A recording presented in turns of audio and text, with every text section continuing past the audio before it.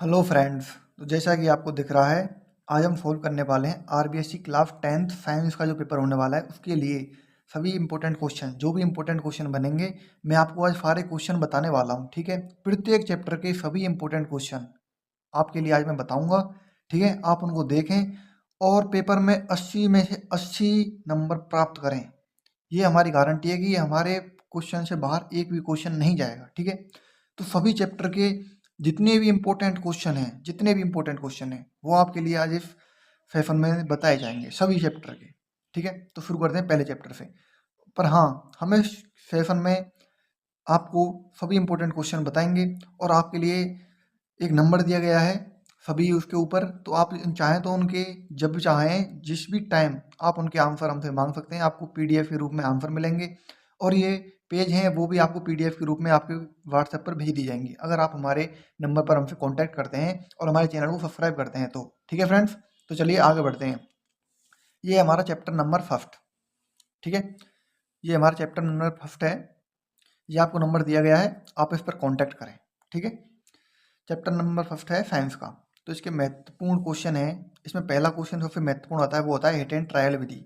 ये आप यहाँ पर देख सकते हैं, ये कौन कौन सी सवालों में पूछा गया है, हमने वो भी लिखा है। आपके लिए बहुत मेहनत की गई है इस वीडियो में। ठीक है, तो बच्चे प्लीज़ लाइक सब्सक्राइब करें। ठीक है, चैनल को।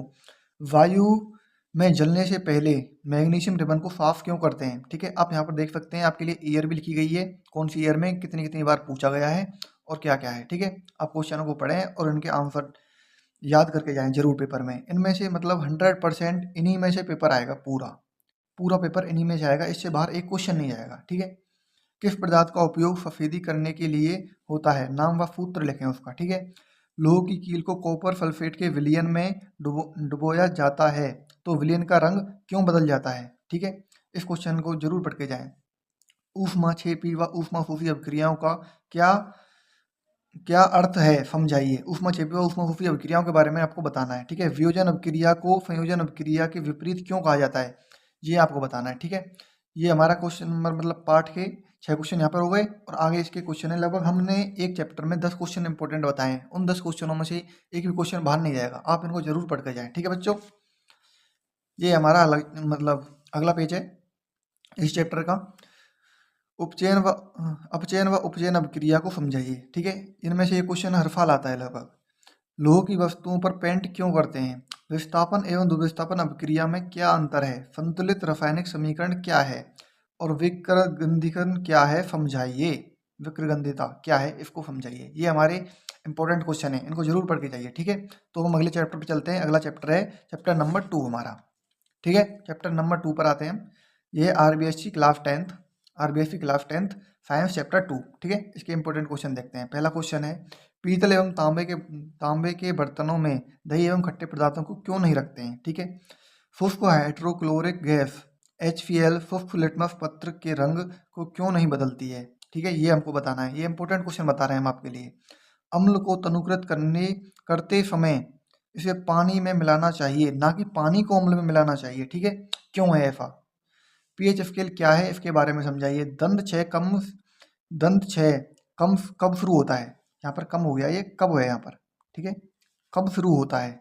ठीक है, महत्वपूर्ण रासायनिक यौगिक, इसमें से हर साल एक ना एक क्वेश्चन आता है। ठीक है, इसमें से हर साल एक ना एक क्वेश्चन जरूर आता है, जैसे कि विरंजक चूर्ण के बारे में पढ़ के जाना या फिर इनके सूत्र और इनके नाम जरूर याद रख के जाना। ठीक है, धोने का फोड़ा है उसका सूत्र, प्लास्टर ऑफ पेरिस का सूत्र, बेकिंग सोडा का सूत्र। ठीक है, और इनके बारे में थोड़ा थोड़ा जानकारी लेकर जाना जरूर। ठीक है, इनमें से हर क्वेश्चन आता है, हर साल मतलब एक क्वेश्चन तो जरूर आता है। ठीक है, इनमें से हर साल। ठीक है, आपके लिए हम पेपर का हल भी कराएंगे, तो उसका भी याद रखना। आपको इसी चैनल पर पेपर का हल मिलेगा, साइंस के का सभी पेपरों का हल मिलेगा आपको। ठीक है, 11 12 मतलब 10th और 12th दोनों क्लास के पेपर, CBSE RBSE दोनों के। ठीक है, अब अपना अगला क्वेश्चन है, ये है अगला मतलब पेज है इसी चैप्टर का, चैप्टर 2 का। उदासीनीकरण अभिक्रिया को समझाइए। क्लोरोक्षार प्रक्रिया क्या है? अम्ल का जलीय विलयन क्यों विद्युत का चालन करता है? अम्ल का जो जलीय विलयन है वो विद्युत का चालन क्यों करता है?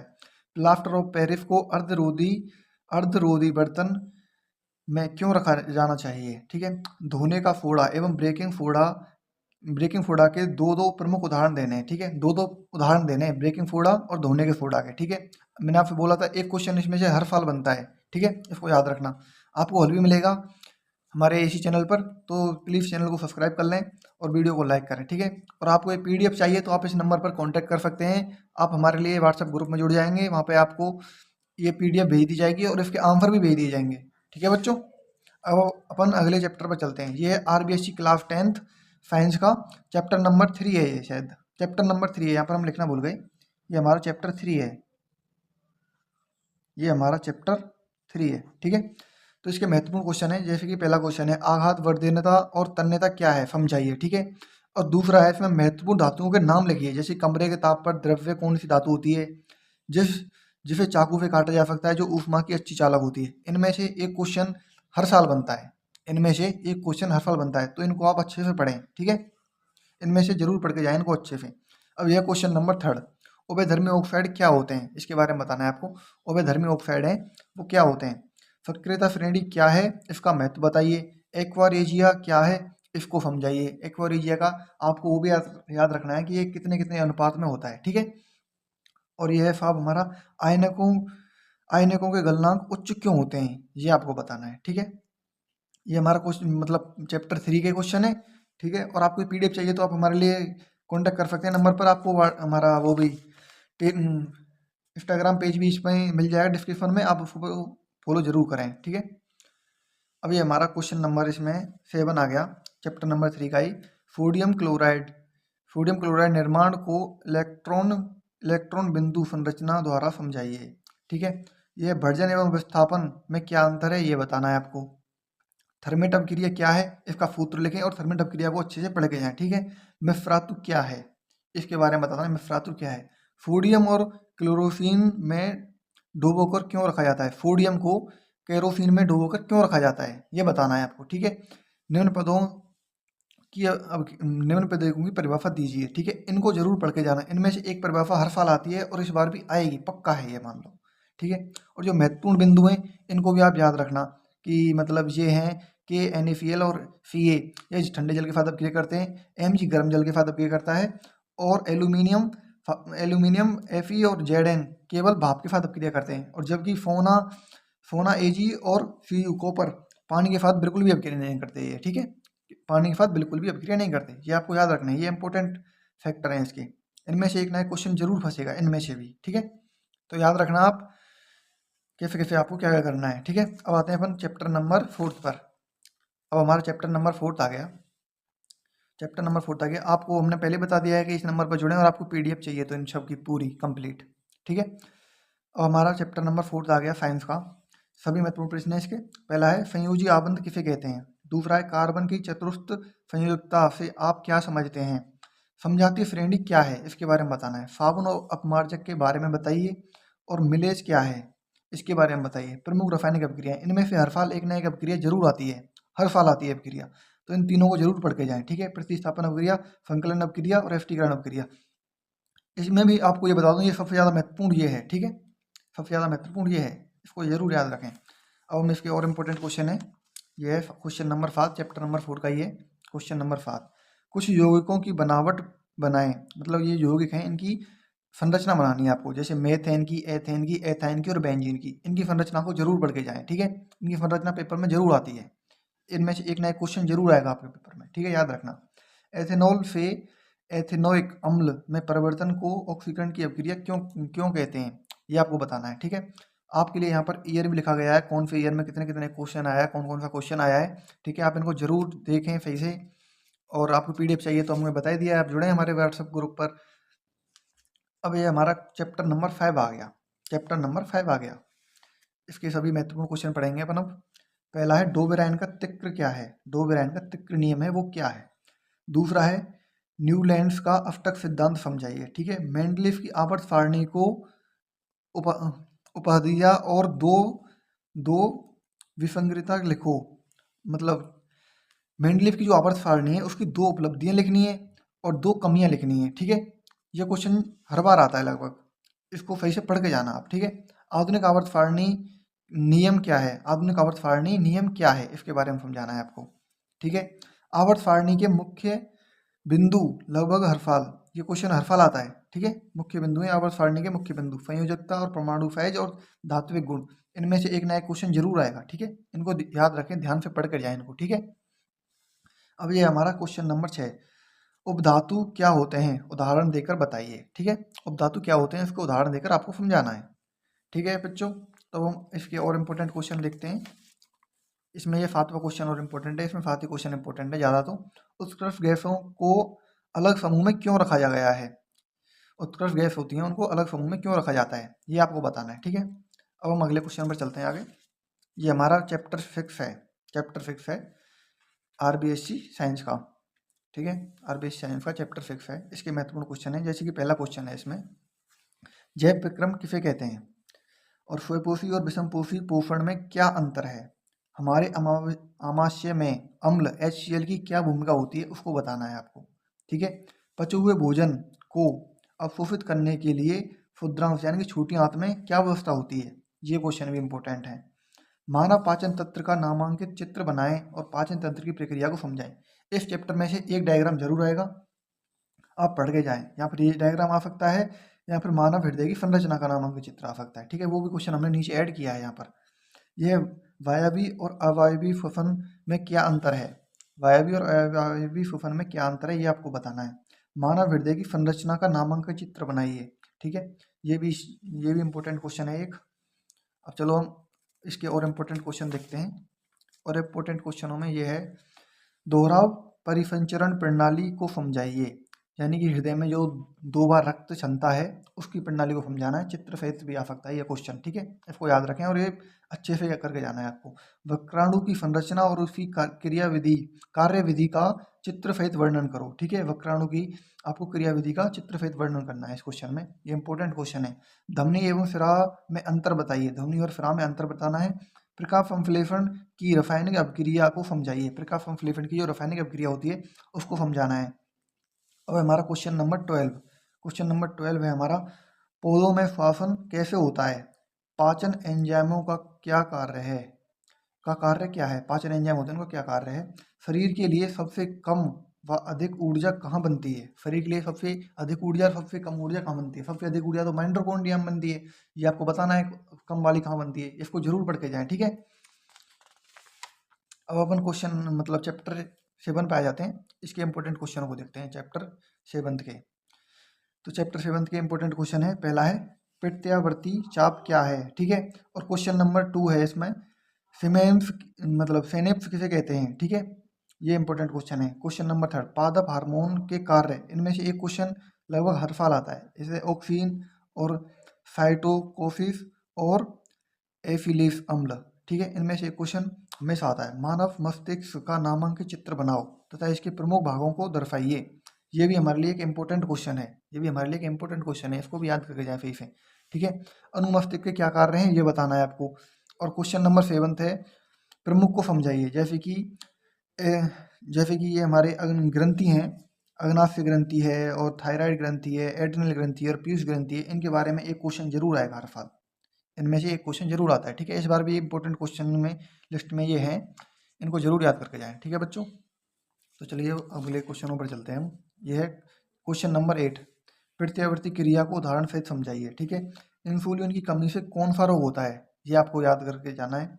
इंसुलिन की कमी से हमको मधुमेह रोग होता है, ये आपको पता होगा। छुई मुई की गति के बारे में बताइए, छुई मुई जो पौधे में जो गति होती है उसके बारे में बताना है, ठीक है। तंत्रिका तंत्र को चित्र सहित समझाइए। मेरुरज्जु के कार्य बताइए व इसके बारे में समझाइए, ठीक है। दो तंत्रिका के मध्य भाग को क्या कहते हैं, दो तंत्रिका तंत्र होते हैं उनके मध्य में जो भाग होता है बचता है उनको क्या बोलते हैं, ठीक है। नर व मादा में कौन से हार्मोन यौवन अवस्था से संबंधित हैं, नाम लिखो। मादा और नर में जो हार्मोन यौवन अवस्था में स्त्रावित होते हैं उनको क्या बोलते हैं, उनके नाम बताइए, ठीक है। ये आपका इंपॉर्टेंट क्वेश्चन है एक। अनैच्छिक क्रियाएं किसे कहते हैं इसके बारे में बताना है। ग्राही का हमारे शरीर में क्या कार्य है, ये आपको बताना है। ये हमारे 16 इंपॉर्टेंट क्वेश्चन है चैप्टर नंबर 7 के, ठीक है। तो हम आगे बढ़ते हैं, अब चैप्टर नंबर 8 पर आते हैं। ये चैप्टर नंबर 8 आ गया हमारा, और ये चैप्टर नंबर 8 के इंपॉर्टेंट क्वेश्चन है सभी, ठीक है। तो इनको हल करते हैं। डीएनए व आरएनए के नाम लिखो, पहला इंपॉर्टेंट क्वेश्चन ये है, डीएनए व आरएनए का नाम आपको जरूर याद रखना है। डीएनए प्रतिकृत का जनन में कैसे कैसे यहाँ पर क्या महत्व है, ठीक है, ये आपको याद रखना है। विखंडन, बहुखंडन और द्विखंडन में अंतर बताना है। विखंडन, द्विखंडन और बहुखंडन में क्या अंतर होता है वो बताना है आपको। क्वेश्चन नंबर 4, पुनरुत्थान और मुकुलन में क्या अंतर है, दोनों का स्पष्ट करना है। पुनरुत्थान और मुकुलन में क्या अंतर है, ये आपको सही से पढ़ के जाना है। ये क्वेश्चन इंपॉर्टेंट है, इसमें से इसके बारे में पूछेगा या फिर इसके बारे में पूछेगा, पर ये इस क्वेश्चन में आने के चांस बहुत ज़्यादा है। ठीक है, कायिक प्रबंधन क्या है, इसके लाभ बताइए। ठीक है, कायिक प्रबंधन क्या है इसके बारे में आपको बताना है। एक पुष्प के अनुदैर्ध्य काट का नामांकित चित्र बनाएं और विभिन्न भागों के नाम लिखें। उसके विभिन्न भाग हैं, उनके नाम लिखें। अब क्वेश्चन नंबर 7 है इसका, परागण और निषेचन के बीच बीच अंतर समझाइए। परागण और निषेचन होता है, उनके बीच क्या अंतर है वो आपको बताना है। ये हमारा क्वेश्चन नंबर 7 है। ठीक है, आप इसका स्क्रीनशॉट ले लीजिए या फिर हमसे पीडीएफ मांग लीजिए। आपको नंबर ऊपर दिया ही गया है, इस पर आप मैसेज कर सकते हैं हमारे लिए। अब हम इसके और इम्पोर्टेंट क्वेश्चन बचे हैं, उन पे आगे बढ़ते हैं। ये हमारा क्वेश्चन नंबर 8, चैप्टर 8 का क्वेश्चन नंबर 8 ही है हमारा ये। स्वपरागण और परपरागण को समझाइए। मानव नर जनतंत्र का नामांकित चित्र बनाओ या मादा नर जनतंत्र का नामांकित चित्र बनाओ। इन दोनों में से एक क्वेश्चन हर साल आता है। ठीक है, तो इन दोनों को अच्छे से करके जाएं। ठीक है, गर्भरोधक की विभिन्न विधियां कौन कौन सी हैं इसके बारे में बताना है। राजोधर्म क्या है इसको समझाना है सही से। ठीक है, अमीबा में द्विखंडन की प्रक्रिया को समझाइए। अमीबा में जो द्विखंडन होता है उसकी प्रक्रिया को समझाना है। पुष्प की अनुदैर्ध्य काट का चित्र बनाना है। जो पुष्प होता है, जो मतलब फूल होता है, उसकी अनुदैर्ध्य काट होती है, उसका चित्र बनाना है आपको सही से। ठीक है, तो अब हम क्वेश्चन नंबर मतलब चैप्टर नंबर 8 पर 9 पर चलते हैं। क्वेश्चन मतलब चैप्टर 9 है ये, इसके इंपॉर्टेंट क्वेश्चन देखते हैं। अब हम ये हमारा चैप्टर नंबर 9 है, इसके इंपॉर्टेंट क्वेश्चन देखते हैं। इसको थोड़ा नीचे कर लेते हैं। आपको पीडीएफ चाहिए तो हमने बता दिया, आप इस नंबर पर कांटेक्ट कर सकते हैं। ठीक है बच्चों, तो चलिए पहला क्वेश्चन, अनुवांशिकता किसे कहते हैं। और मेंडल मतलब मेंडलेफ है, अपने प्रयोगों के लिए मटर के पौधे को ही क्यों चुना। मेंडल है जो, उसने प्रयोग किए थे मटर के पौधे पर, उसने मटर के पौधे को ही क्यों चुना, ये इंपॉर्टेंट क्वेश्चन है। जीन क्या है, समजात और समरूप अंग में क्या अंतर है, दोनों की संरचना बनाने के लिए भी आ सकती है। ठीक है, इसको याद रखना है, इंपॉर्टेंट क्वेश्चन है ये। मेंडल ने एक संकर संकरण के लंबे टीटी वाले और बौने टीटी मटर के पौधों के बीज होते हैं, उनके संकरण की व्याख्या करनी है। और ये बनाने के लिए भी आ सकता है आपको, इसकी संरचना भी आपको याद रखनी है, और इसकी संरचना भी याद रखनी है आपको, और ये भी याद रखना है कि ये कैसे बनता है। ठीक है, अब हमारा क्वेश्चन नंबर 6 है। क्वेश्चन नंबर 6 को करते हैं, मानव में लिंग निर्धारण कैसे होता है। मानव में लिंग निर्धारण कैसे होता है यह आपको बताना है। ठीक है, क्वेश्चन नंबर मतलब चैप्टर 9 के 6 क्वेश्चन हो गए। अब आगे क्वेश्चन देखते हैं इसके। आगे क्वेश्चन इसमें है, जीवाश्म क्या है, जैव विकास को समझने में कैसे मदद करता है। जीवाश्म क्या है, ये जैव विकास को समझने में कैसे मदद करता है, ये आपको बताना है। डार्विन के सिद्धांत को विस्तार से समझाइए। जो डार्विन का सिद्धांत है उसको विस्तार से समझाना है। ठीक है, अब हमारे चैप्टर 9 तक कंप्लीट हो गए। अब हम चैप्टर 10 पर करते हैं। अब हम चैप्टर 10 को कंप्लीट करेंगे। चैप्टर 10 साइंस, पहला क्वेश्चन है इसमें, महत्वपूर्ण क्वेश्चन है, अपवर्तनांक की परिभाषा लिखो। अपवर्तनांक की परिभाषा लिखो। स्नेल का नियम लिखो। ठीक है, वाहनों में पश्च दर्पण के लिए किस दर्पण का उपयोग किया जाता है और क्यों, ये भी इंपॉर्टेंट क्वेश्चन है, इसमें क्यों लगा लेना। ठीक है, काल्पनिक प्रतिबिंब व वास्तविक प्रतिबिंब में क्या अंतर है, ये आपको बताना है। ठीक है, लेंस क्षमता क्या है, इसका एसआई मात्रक क्या है, ये भी आपको बताना है। अवकलन मतलब अवतल दर्पण के मुख्य फोकस की परिभाषा दीजिए। अवतल दर्पण होता है, उसका मुख्य फोकस होता है, उसकी परिभाषा देनी है आपको। ठीक है, दर्पण सूत्र व लेंस सूत्र में अंतर बताइए। दर्पण सूत्र है और लेंस सूत्र है, उसमें क्या अंतर है वो आपको बताना है। दर्पण सूत्र व लेंस सूत्र में क्या अंतर है वो आपको बताना है। ठीक है, आप देख लो यहाँ पर 7 क्वेश्चन हो गए। इसके आगे क्वेश्चन और देखते हैं अभी हम। इसमें थोड़े ज़्यादा, ये चैप्टर बड़ा है तो इसमें ज़्यादा इंपॉर्टेंट क्वेश्चन है। तो हमारा जो क्वेश्चन नंबर 8 है वो है, प्रकाश के अपवर्तन के नियम लिखो। प्रकाश अपवर्तन के नियम लिखो। प्रकाश परावर्तन के नियम कम आते हैं, अपवर्तन के ज़्यादा आते हैं। ठीक है, एक बार परावर्तन को भी आप देख लेना। क्वेश्चन नंबर 9 है, एक अवतल दर्पण द्वारा प्रतिबिंब का बनना दर्शाने के लिए किरण आरेख बनाएं जब वस्तु सी पर स्थित हो। आपको किरण आरेख बनाना है, मतलब कि चित्र बनाना है, जो आपको बनवाए गए होंगे 6 चित्र हैं। ठीक है, वो याद रखना आप। क्वेश्चन नंबर है हमारा 10th। क्वेश्चन नंबर 10 है, सघन माध्यम और विरल माध्यम से आप क्या समझते हैं? जब प्रकाश की किरण विरल से सघन माध्यम में जाती है तो किस ओर झुक जाती है, ये आपको बताना है। ये इंपॉर्टेंट क्वेश्चन है, ठीक है। क्वेश्चन नंबर 11, गोलीय लेंस के लिए चिन्ह परिपाटी को विस्तार से समझाइए। गोलीय लेंस होता है, उसके लिए चिन्ह परिपाटी को आपको विस्तार से समझाना है, ठीक है। आयताकार कांच की स्लैब से प्रकाश के अपवर्तन का नामांकित चित्र बनाना है, ठीक है। क्वेश्चन नंबर 13 है, इसमें ये क्वेश्चन हमारा सॉल्व करने वाला भी बनता है, ठीक है, सॉल्व करने वाला भी बनता है ये क्वेश्चन। तो ये है, एक 15 सेंटीमीटर फोकस दूरी के अवतल दर्पण से कोई बिंदु 10 सेंटीमीटर की दूरी पर रखा है तो प्रतिबिंब की स्थिति और प्रकृति ज्ञात करो, ठीक है। ये हमारा एक क्वेश्चन इसमें ऐसा भी बन जाता है। तो मतलब जो थोड़े से सॉल्व करने वाले क्वेश्चन है, उनको 2-3 क्वेश्चन है इसमें, उनको अच्छे से देख लेना, इनमें से एक क्वेश्चन आ जाता है हर साल, ठीक है। ये क्वेश्चन नंबर 14 है, एक गोलीय दर्पण की वक्रता त्रिज्या इतने 20 सेंटीमीटर है तो उसकी फोकस दूरी क्या होगी? ये भी एक क्वेश्चन है हमारे लिए। अब क्वेश्चन नंबर 15 देखते हैं। क्वेश्चन नंबर 15 है हमारा, किस लेंस की वन डायोप्टर की क्षमता को प्रभावित कीजिए। किसी लेंस की वन डायोप्टर की क्षमता होती है, उसको प्रभावित करना है, ठीक है।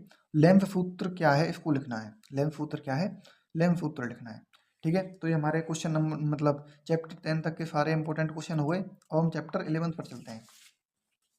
चैप्टर 11 पर आ गए हम। चैप्टर 11 के क्वेश्चन देखते हैं। इसमें सबसे महत्वपूर्ण क्वेश्चन है, पहला क्वेश्चन है वो, स्पष्ट दूरी की न्यूनतम दूरी कितनी होनी चाहिए? स्पष्ट दृष्टि के लिए, यहाँ पर दूरी नहीं आएगा, दृष्टि आएगा। स्पष्ट दृष्टि की न्यूनतम दूरी कितनी होनी चाहिए, मतलब कोई किसी वस्तु को हम अच्छे से देख सकें, उसके लिए न्यूनतम दूरी कितनी होनी चाहिए नेत्र और वस्तु के बीच में, ठीक है। अब हमारा क्वेश्चन नंबर 2 है, नेत्र की संवेदन क्षमता से क्या अभिप्राय है? क्वेश्चन नंबर 3 है, आकाश का रंग हमें नीला क्यों दिखाई देता है? रेटिना। और क्वेश्चन नंबर 4 है, रेटिना पर बनने वाले प्रतिबिंब की प्रकृति कैसी होती है? क्वेश्चन नंबर 5 है, तारों के टिमटिमाने का मुख्य कारण क्या है? क्वेश्चन नंबर 6 है हमारा, निकट दृष्टि दोष क्या है, इसके निवारण के लिए किस लेंस का उपयोग किया जाता है, ठीक है। और दीर्घ दृष्टि दोष क्या है, इसके निवारण को समझाइए।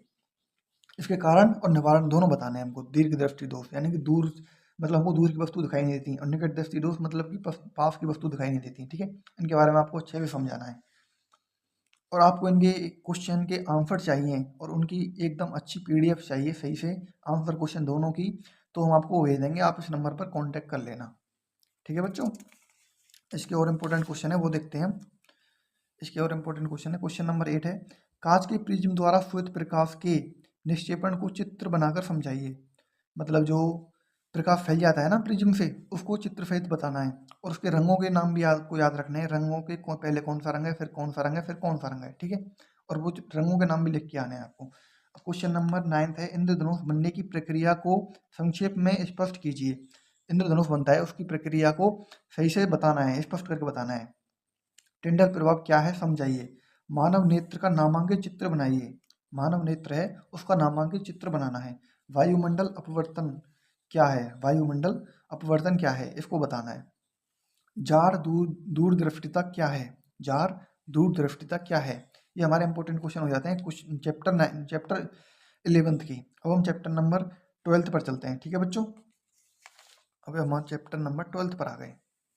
इसके इंपॉर्टेंट क्वेश्चन देखते हैं। इसके इंपॉर्टेंट क्वेश्चन में पहला क्वेश्चन है, विद्युत धारा का एसआई मात्रक क्या है। दूसरा क्वेश्चन है, विभवांतर मापने वाले यंत्र का नाम बताइए। विभवांतर मापने वाले यंत्र का नाम बताना है। और क्वेश्चन नंबर 3 है हमारा, एक ओम प्रतिरोध को प्रभावित करो। एक ओम प्रतिरोध को प्रभावित करो, और आपको ओम का नियम भी याद रखना है। ओम का नियम मतलब पेपर में 100% पूछा ही जाता है, बहुत पेपरों में पूछा गया है ओम का नियम, ठीक है। क्वेश्चन नंबर 4 है, विद्युत आवेश का मात्रक क्या है। क्वेश्चन नंबर 5 है, किसी चालक का प्रतिरोध किन कारकों पर निर्भर करता है। क्वेश्चन नंबर 6 है, ओम का नियम लिखो तथा इसकी गणितीय रूप दीजिए, ठीक है। मैंने आपको बताया था, आप देख सकते हैं खूब पूछा गया है, और हमने मतलब अभी तो थोड़ा ये स्पष्ट नहीं लिख पाए इसको, नहीं इसमें और भी ईयर जुड़ सकती हैं, ठीक है। और ये हमारा क्वेश्चन नंबर 7, प्रतिरोधकता किसे कहते हैं, इसका एफआई मात्रक क्या है। प्रतिरोधकता किसे कहते हैं, इसका एफआई मात्रक क्या है, ये आपको बताना है, ठीक है। और इसके और इंपॉर्टेंट क्वेश्चन देखते हैं, अभी थोड़े से क्वेश्चन और हैं चैप्टर नंबर 12 के। चैप्टर नंबर 12 में ये क्वेश्चन नंबर 8 है, श्रेणी क्रम और समांतर क्रम संयोजन के मुख्य अंतर क्या है? श्रेणी क्रम संयोजन होता है और समांतर क्रम संयोजन होता है, उनके चित्र भी याद रखने हैं आपको और इनमें मुख्य अंतर क्या है ये बताना है। जूल का मापन, जूल का तापन नियम क्या है? जूल का तापन नियम क्या है ये आपको बताना है और इसके उपयोग भी बताने हैं, ठीक है। विद्युत शक्ति की परिभाषा व सूत्र लिखो, विद्युत शक्ति की परिभाषा व सूत्र लिखो। प्रतिरोधकता, प्रतिरोधकता के श्रेणीक्रम संयोजन के लिए तुल्य प्रतिरोध सूत्र व्युत्पन्न कीजिए, ठीक है। प्रतिरोधक के समांतर संयोजन के लिए तुल्य प्रतिरोध का सूत्र व्युत्पन्न कीजिए, बनाइए, ठीक है। क्वेश्चन नंबर 3 है, मतलब 13 है हमारा, विद्युत बल्ब में टंगस्टन का उपयोग ही क्यों किया जाता है, ठीक है। अब हमारा क्वेश्चन नंबर 14 है, विद्युत परिपथ का क्या अर्थ है ये बताना है। तो हमारे यहाँ पर चैप्टर 12 तक कंप्लीट हो गए हैं सभी इंपॉर्टेंट क्वेश्चन, ठीक है। आपको उनकी पीडीएफ चाहिए तो हमने बता दिया है, आपको इस नंबर पर कांटेक्ट करें, हमको हमारे इंस्टाग्राम पेज पर फॉलो करें, ठीक है। आपको यहाँ पर पेपर का सॉल्यूशन भी मिलेगा सभी पेपरों का, तो उसको आकर जरूर देखें और एकदम सटीक सॉल्यूशन मिलेगा, ठीक है। और आपके आंसरों को पीडीएफ भी मिल जाएगी आपको उन्हीं की। टेलीग्राम चैनल को ज्वाइन करें हमारे को, ठीक है। और प्लीज़ चैनल को लाइक और सब्सक्राइब करें, हम आपके लिए बहुत मेहनत कर रहे हैं। अब अपन क्वेश्चन नंबर मतलब चैप्टर नंबर 13 पर चलते हैं। चैप्टर नंबर 13 है ये, आरबीएससी क्लास 10 चैप्टर नंबर 13, चुंबकीय क्षेत्र का मात्रक क्या है? पहला क्वेश्चन है इसका इंपॉर्टेंट, चुंबकीय क्षेत्र का मात्रक क्या है।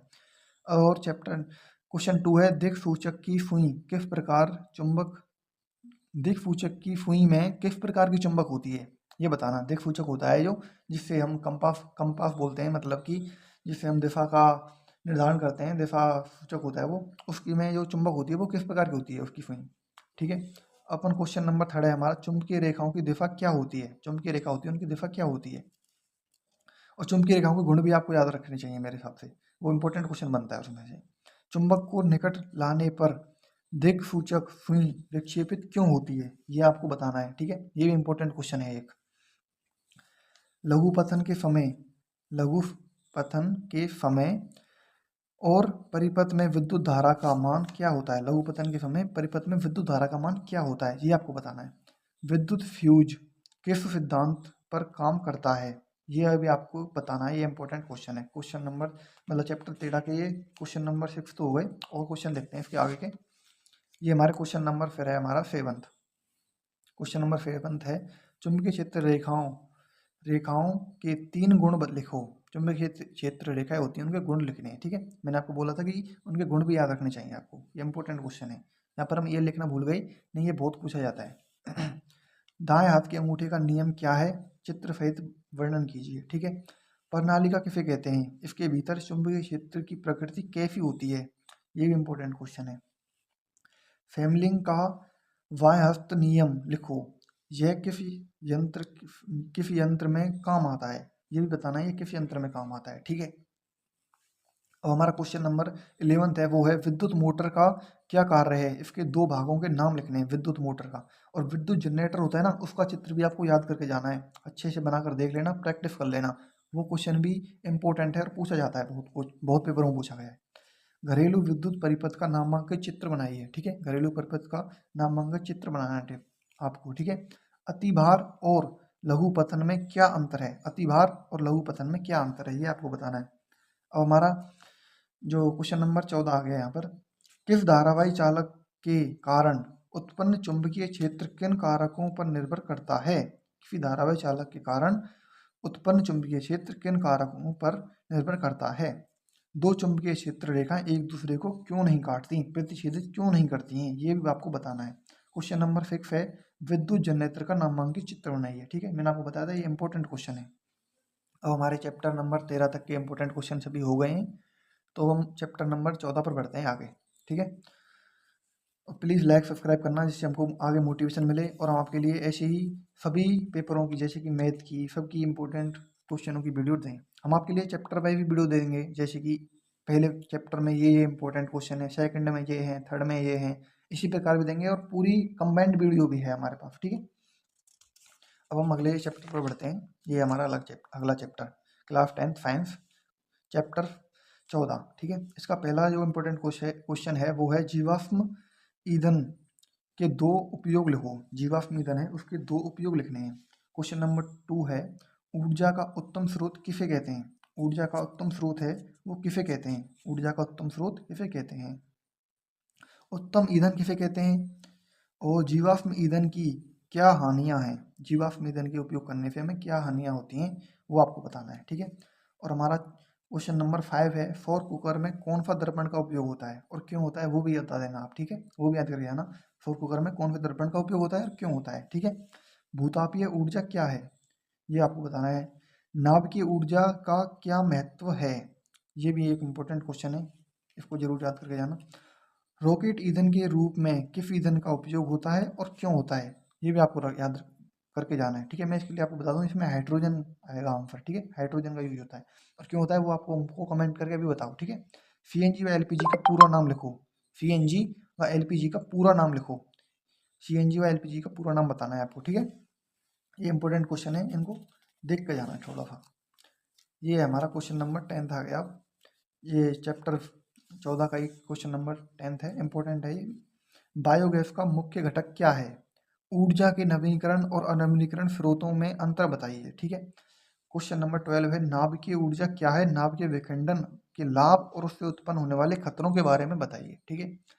ये हमारा क्वेश्चन नंबर 12 है, ये इंपॉर्टेंट क्वेश्चन है इस साल के लिए, इसको जरूर देख के जाना, ठीक है। क्वेश्चन नंबर 13 है यहाँ पर, महासागरीय ऊर्जा के विभिन्न स्वरूपों पर टिप्पणी कीजिए। जो महासागरीय ऊर्जा होती है उसके विभिन्न स्वरूप हैं, उन पर टिप्पणी करो। और हमारा लास्ट का चैप्टर है चैप्टर नंबर 15। चैप्टर नंबर 15 हमारा लास्ट का चैप्टर है और ये थोड़ा छोटा चैप्टर है और सरल चैप्टर है। आपने इसके बारे में अच्छे से पढ़ा होगा। इसके कुछ इंपॉर्टेंट क्वेश्चन बता देते हैं हम आपको। और हाँ, आपको पीडीएफ चाहिए तो ये नंबर दिया गया है आपको, ठीक है। और प्लीज़ वीडियो को लाइक जरूर करके जाएं और चैनल को सब्सक्राइब करें प्लीज़ बच्चों, सभी सब्सक्राइब करें हमारे चैनल को, ठीक है। तो महत्वपूर्ण क्वेश्चन में इसका पहला क्वेश्चन है हमारे लिए, परिवत्र के दो मुख्य घटकों के नाम लिखिए, ठीक है।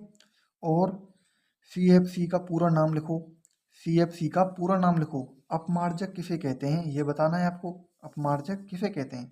प्रथम प्रथम पोषी स्तर पर कौन आते हैं? प्रथम पोषी स्तर पर कौन से जीव आते हैं? यहाँ पर जीव और जोड़ लेना आप, जीव आते हैं। प्रथम पोषी स्तर पर कौन से जीव आते हैं?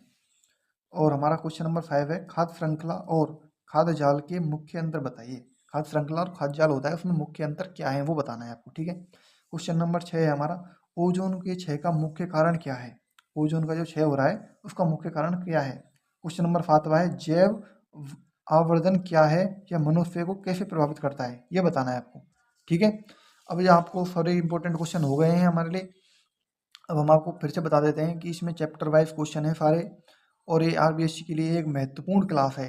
साइंस के लिए महत्वपूर्ण से महत्वपूर्ण क्लास है। आपने इसको देख लिया तो आपके एक भी क्वेश्चन बाहर नहीं जाएगा इससे, ठीक है। और इसमें सभी इंपॉर्टेंट क्वेश्चनों को बताने की पूरी कोशिश की गई है, इससे एक भी क्वेश्चन बाहर नहीं जाएगा, ये हमारी 100% गारंटी है, ठीक है। हम आपके लिए पेपर का सोल्यूशन लेके आएंगे और जो हमारे लिए पेपर में उसका पेपर अच्छा जाएगा और जो सभी क्वेश्चनों का सही आंसर देगा और हमारे व्हाट्सएप ग्रुप पर कॉन्टैक्ट करेगा, हम उसके लिए 100 रुपये की इनाम भी अपनी तरफ से पे करेंगे, ठीक है बच्चों। तो ठीक है, सभी हमारे मतलब व्हाट्सएप ग्रुप पर कांटेक्ट करें, जुड़ें और टेलीग्राम ग्रुप पर जुड़ें, ठीक है। धन्यवाद, थैंक यू। और प्लीज़ चैनल को लाइक और सब्सक्राइब जरूर करें।